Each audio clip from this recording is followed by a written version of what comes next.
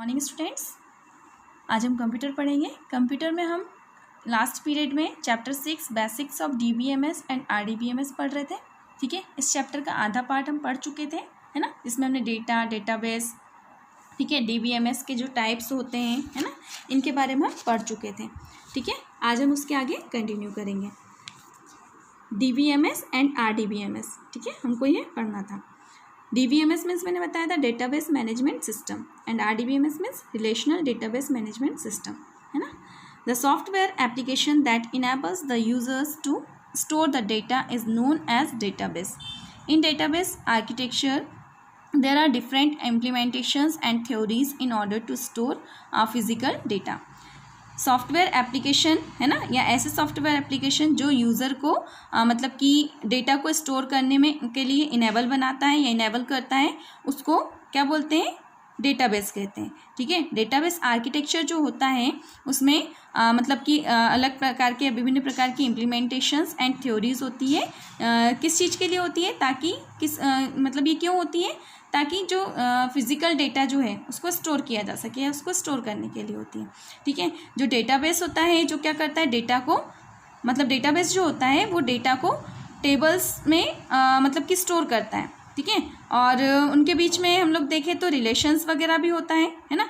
तो जब डेटा को मतलब टेबल के फॉर्म में स्टोर किया जाता है और उसका रिलेशन अगर दूसरी टेबल के साथ भी होता है तो उसको क्या कहा जाता है? RDBMS कहा जाता है, मतलब कि रिलेशनल डेटाबेस मैनेजमेंट सिस्टम कहा जाता है।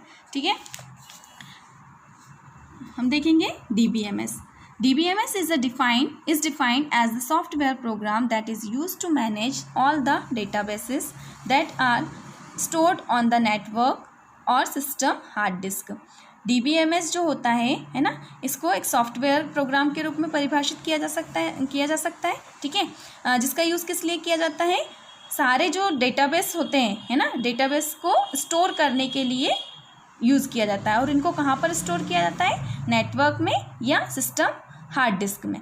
ठीक है, हम लोग देखें तो मतलब कि डेटाबेस मैनेजमेंट सिस्टम जो होता है वो डिफरेंट टाइप्स का होता है। ठीक है, कुछ जो होते हैं वो स्पेसिफिक पर्पस के लिए कॉन्फ़िगर किए गए हैं या उनको शेप दिया गया है। ठीक है, डेटाबेस जो है जो अलग अलग फॉर्म में टूल के रूप में यूज़ किए जाते हैं, है ना। तो इन मतलब अलग अलग फॉर्म में उपलब्ध होते हैं टूल के रूप में, जिनका यूज़ किस लिए किया जाता है? डेटाबेस को मैनेज करने के लिए किया जाता है ना। और जिसमें हम लोग देखें तो पॉपुलर जो है कुछ DBMS सॉल्यूशंस, वो कौन कौन से हैं? DB2, Oracle, FileMaker and Microsoft Access. ठीक है, इनका यूज़ करके जो है मतलब कि अलग अलग इन प्रोडक्ट का यूज़ करके मतलब कि जो प्रिविलेज है या राइट्स जो है वो क्रिएट किए जा सकते हैं, जिसका यूज़र जो है ना, यूज़ कर सकता है। ठीक है, हर एक जो DBMS होता है ना, उसके कुछ मतलब फंडामेंटल एलिमेंट्स होते हैं। ठीक है, जिसमें हम लोग देखें तो फर्स्ट क्या है? फर्स्ट है implementation of the modelling language, जो क्या करता है? प्रत्येक जो डेटाबेस जो है उसकी लैंग्वेज को डिफाइन करता है या उसको परिभाषित करता है, पहला वाला जो होता है। सेकेंड वाला जो होता है वो क्या होता है? डेटा स्ट्रक्चर होता है ना। ये DBMS जो होता है वो क्या करता है? डेटा स्ट्रक्चर को एडमिनिस्टर करता है ना। और थर्ड वाला क्या होता है? डेटा क्वेरी लैंग्वेज होता है ना। ये थर्ड एलिमेंट होता है DBMS का। इस टाइप से इसके 3 एलिमेंट होते हैं, है ना। एंड डेटा स्ट्रक्चर जो होता है मतलब कि कौन सा वाला? सेकेंड वाला। ये किसके साथ वर्क करता है? डेटा क्वेरी लैंग्वेज के साथ वर्क करता है। किस लिए वर्क करता है? ताकि जो इरेलीवेंट डेटा जो है वो मतलब डेटाबेस में मतलब कि जो सिस्टम में जो डेटाबेस उपलब्ध है ना, उसमें जो फालतू के जो डेटा होते हैं उसको स्टोर ना किया जा सके या उसको पुट ना किया जा सके, इसलिए ये इसके साथ वर्क करता है। ठीक है, नेक्स्ट है RDBMS, the database system in which the relationship among different tables are maintained is called relational database management system. ऐसा डेटाबेस मैनेजमेंट सिस्टम जिसमें क्या होता है कि रिलेशनशिप होती है, अलग अलग टेबल जो होते हैं, है ना, उसमें रिलेशनशिप मेंटेन की जाती है। तो ऐसे जो डेटाबेस सिस्टम जो होते हैं उनको क्या कहा जाता है? रिलेशनल डेटाबेस मैनेजमेंट सिस्टम कहा जाता है ना। ये जो दोनों होते हैं, कौन से? RDBMS एंड DBMS, दोनों का यूज़ किस लिए किया जाता है? फिजिकल डेटाबेस में इंफॉर्मेशन को स्टोर करने के लिए किया जाता है ना। RDBMS जो होता है इसके रिक्वायर्ड मतलब ये कब रिक्वायर होता है, इसकी ज़रूरत कब पड़ती है, लार्ज अमाउंट जो होता है डेटा का उसको स्टोर करने के लिए और मेंटेन करने के लिए इसका यूज़ या इसकी ज़रूरत होती है ना। रिलेशनशिप जो रिलेशनल डेटा मॉडल जो होता है उसमें क्या क्या होता है, इंडेक्सेस होती, कीज़, फॉरेन कीज़, टेबल्स, है ना, and there relationships with other tables, ये सारी इसकी मतलब कि ये सारा इसमें कंसिस्ट होता है। ठीक है, रिलेशनल डेटाबेस जो होता है या रिलेशनल डेटाबेस मैनेजमेंट सिस्टम जो होता है उसमें कुछ रूल्स वगैरह होते हैं, है ना, और उस रूल्स को क्या होता है कि मतलब जो फॉरेन की जो होती है वो सपोर्ट करती है ना, दोनों में। मतलब कि एक तो DBMS होता है जिसमें एक ही टेबल होती है, और रिलेशनल डेटाबेस जो होता है इसमें क्या होती है, कई सारी टेबल होती है। ठीक है, तो इन दोनों के बीच में रिलेशन होता है और इसको मेंटेन कौन सी की करती है, फॉरेन की करती है। 1970 में हम लोग देखें तो एडगर फ्रैंक कॉड जो है इन्होंने मतलब कि इंट्रोड्यूस किया था किस चीज़ को, theory of relational database. Relational database की थ्योरी को इंट्रोड्यूस किसने किया था, एडगर फ्रैंक कॉड ने किया था। कब किया था, 1970 में किया था। ठीक है, 13 रूल्स जो थे इनके द्वारा डिफाइन किए गए थे, है ना, रिलेशनल थ्योरी या मॉडल के लिए थे ये रूल्स, है ना। Relationship among different types of data is the main requirement of the relational model. ये जो मॉडल तैयार किया गया था, इंट्रोड्यूस कराया गया था, इससे इसका मेन जो मतलब कि डिफरेंट जो डेटा होते हैं या डिफरेंट टाइप्स के जो डेटा होते हैं इनके बीच में रिलेशनशिप को मेंटेन करना ही इसका उद्देश्य था। ठीक है, RDBMS जो है वो अगर हम लोग देखें तो RDBMS को टर्म किया जा सकता है कि मतलब नेक्स्ट मैनेजमेंट डेटाबेस सिस्टम के रूप में उसको टर्म किया जा सकता है, किसको, RDBMS को, है ना। DBMS जो है वो बेस होता है किसका, मतलब बेस मॉडल होता है जिसमें मतलब कि डेटा को स्टोर किया जाता है रिलेशनल डेटाबेस सिस्टम में।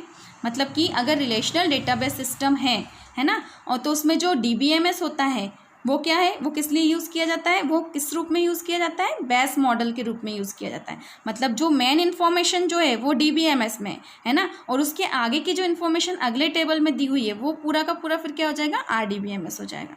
ठीक है, DBMS versus RDBMS। Relationship among tables is maintained in a RDBMS, whereas this is not the case with DBMS as it is used to manage the database. Relationship जो होती है ना tables के बीच में, वो RDBMS में होती है ना, और ये जो होता है वो इसमें DBMS में नहीं होता है, क्योंकि DBMS में तो क्या होता है, डेटाबेस, ये जो होता है इसमें डेटाबेस को मैनेज किया जाता है, ये इसलिए यूज़ किया जाता है। DBMS क्या करता है, फ्लैट फाइल डेटा को एक्सेप्ट करता है। इसका मीन्स क्या होता है कि DBMS में मतलब कि कोई रिलेशन वगैरह नहीं होता है। ठीक है, अलग अलग जो डेटा है उनके बीच में कोई रिलेशन नहीं होता है, और RDBMS में ऐसा होता है। DBMS को यूज़ किया जाता है सिंपलर जो बिजनेस एप्लीकेशंस होती है उसमें यूज़ किया जाता है, RDBMS को कॉम्प्लेक्स एप्लीकेशंस में यूज़ किया जाता है ना। फॉरेन की जो होती है ना, फॉरेन की कॉन्सेप्ट जो है वो मतलब कि सपोर्टेड होता है दोनों के द्वारा, DBMS एंड RDBMS दोनों के द्वारा। ठीक है, मतलब दोनों के द्वारा इस की को सपोर्ट किया जाता है ना। ये जो है रूल्स वगैरह जो भी होते हैं वो RDBMS के द्वारा इन्फोर्स किए जाते हैं, है ना। RDBMS सॉल्यूशन जो है इसको मतलब कि इसकी रिक्वायरमेंट कब होती है, जैसे हमने पहले बताया है ना, लार्ज सेट जो होता है डेटा का उसके लिए ज़रूरत होती है, और DBMS की ज़रूरत कब होती है, स्मॉल सेट्स जो होता है ना डेटा का, उसके लिए इसकी ज़रूरत होती है ना। यहाँ पर आपको DBMS एंड RDBMS के बारे में दिया है कि DBMS को कब इंट्रोड्यूस किया गया था, 1960, है ना, RDBMS को 1970। इसके बाद इसके इंट्रोडक्शन के दौरान इसको मतलब नेविगेशनल मोड्स के रूप में फॉलो किया गया था, है ना, जिसमें डेटा किस लिए किया गया था, डेटा को के स्टोरेज के लिए एंड फैचिंग के लिए।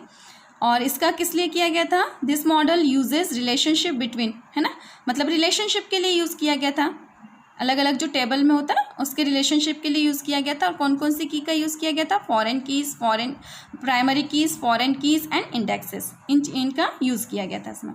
डेटा फैचिंग जो है इसमें किस लिए मतलब कैसी होती है, स्लोअर होती है ना, complex and large amount of data के लिए। और कॉम्पेरेटिवली इसमें क्या होती है, फास्टर होती है, क्योंकि इसमें ये रिलेशनल मॉडल होता है। ठीक है, फिर इसका मतलब कि स्मॉल अमाउंट ऑफ डेटा के लिए यूज़ किया जाता है, इसका लार्ज अमाउंट के लिए यूज़ किया जाता है। डेटा रिडंडेंसी जो होती है वो कॉमन होती है इसमें, है ना, और इसमें जो होती है कीज़ एंड इंडेक्सेस जो होती है उसका यूज़ किया जाता है टेबल में, है ना, किस चीज़ के लिए, रिडंडेंसी को या रिपीटेशन जो रहता है उसको अवॉइड करने के लिए। एग्जाम्पल सिस्टम अगर हम लोग देखें इसका तो कौन कौन सा है, DBAS, माइक्रोसॉफ्ट एक्सेस, है ना, लाइबर ऑफिस या और बेस एंड फॉक्स प्रो। इसके एग्जाम्पल में क्या क्या है, SQL सर्वर, ओरेकल, है ना, MySQL, MariaDB, SQLite। ठीक है। What are the types of data models, data model के टाइप। तो पहला क्या दिया है, ऑब्जेक्ट बेस्ड लॉजिकल मॉडल, पहला ये होता है। ठीक है। इसमें जो इम्पॉर्टेंट जो है वो कौन सा है, एंटिटी रिलेशनशिप मॉडल। सेकेंड वाला कौन सा है, रिकॉर्ड बेस्ड लॉजिकल मॉडल, है ना। इसमें हम लोग इम्पॉर्टेंट देखें तो कौन सा है, हायरार्किकल डेटा मॉडल, है ना। फिर सेकेंड वाला कौन सा है, नेटवर्क डेटा मॉडल। और थर्ड कौन सा है, रिलेशनल डेटा मॉडल, है ना। रिलेशनल डेटा मॉडल जो होता है उसमें डेटा जो होता है वो 2 डायमेंशनल टेबल्स में होता है, जिसको रिलेशंस के रूप में जाना जाता है, मतलब 2 टेबल होती हैं। ठीक है। रिलेशन में पहले भी बता चुके हैं, है ना।